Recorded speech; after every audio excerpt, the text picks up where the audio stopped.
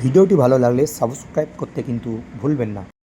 Educational creativity চ্যানেলে সকলকে স্বাগত। আজ যে বিষয়ে আপনাদের আলোকপাত করব সেটা হলো প্রাথমিক টেট সার্টিফিকেট দেওয়াকে কেন্দ্র করে বিভিন্ন জটিলতা তৈরি হয়েছে, সেই সমস্ত বিষয়ে আপনাদের সঙ্গে আমি কথা বলব।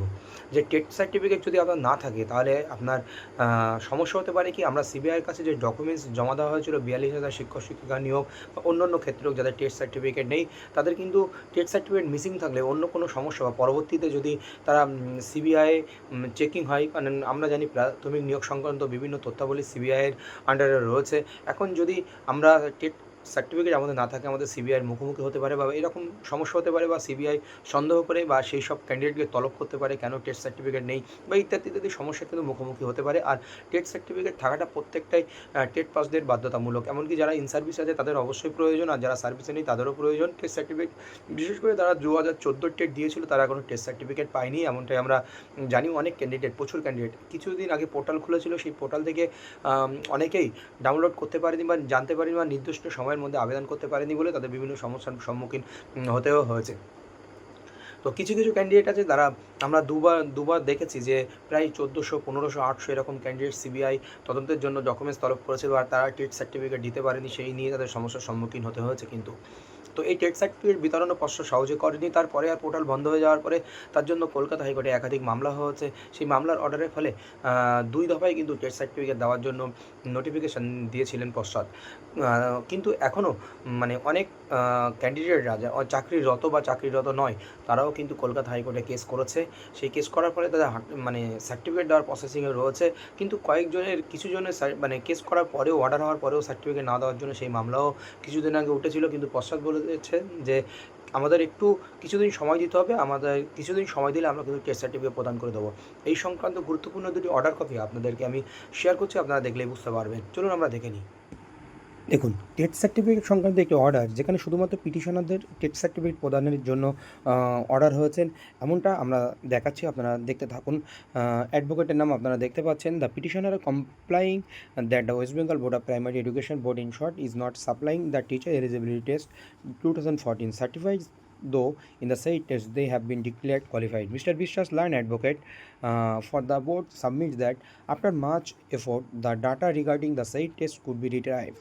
ডাটা, এই টেস্টের যে ডাটা সেটা খুবই তাড়াতাড়ি যথেষ্ট এফোর্ট দিয়ে রিটাইপ করা হবে।